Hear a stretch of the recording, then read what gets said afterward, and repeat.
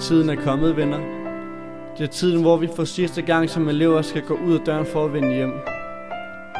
Når vi igen sidder derhjemme, kan ensomheden føles tung, og tomrummet alt for stort. Men det er her, vi skal huske på de gode tider.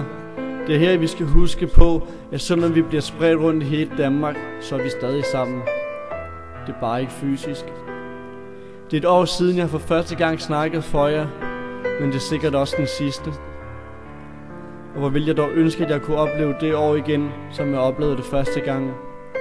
Men vi skal alle videre, og det er nok godt for os. Vi skal ud og vise, hvad vi har lært. Vi skal bidrage til samfundet, og vi skal ændre en hel masse ting. Den nuværende regering kalder efterskolen det nemme år, og det skubber tiden på afstand.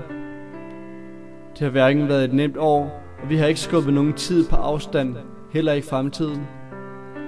Det har været et år, hvor vi har lært hinanden at kende. Vi har lært typer at kende, som vi ellers aldrig vil snakke med, og det er det, vores styrke er. Og det er alle andres svaghed. Der bliver sagt, at der er mange små grupper på skolen, men jeg har faktisk oplevet det helt anderledes. Jeg har oplevet, at vi har været en stor gruppe, som er meget kreative og handlekraftige unge. Vi fik hinandens år til at gå op i en højere enhed.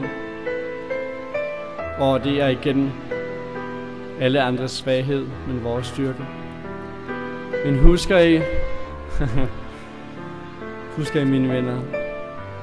Husker I det første bifald fra fællesprojektet, hvor vi fik gangsterdrengen til at stoppe deres musik og tage deres earplugs ud? Husker I de mange åbne scener, hvor vi har haft alle fra Grønland og Rock til en trio, der sang en sød godnatsang til os? Husker I gåturen i Frederiksberg Have og hele København?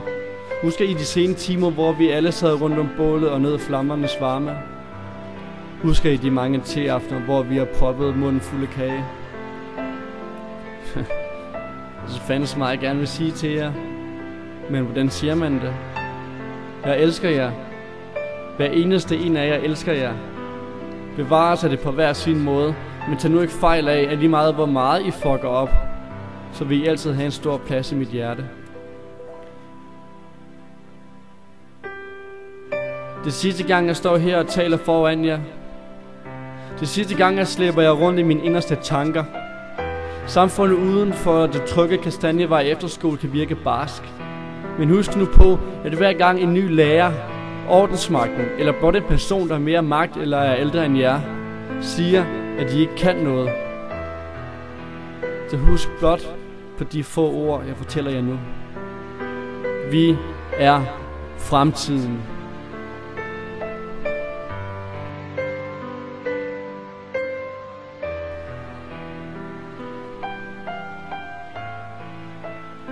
Thank you, good night. Is there more to be said?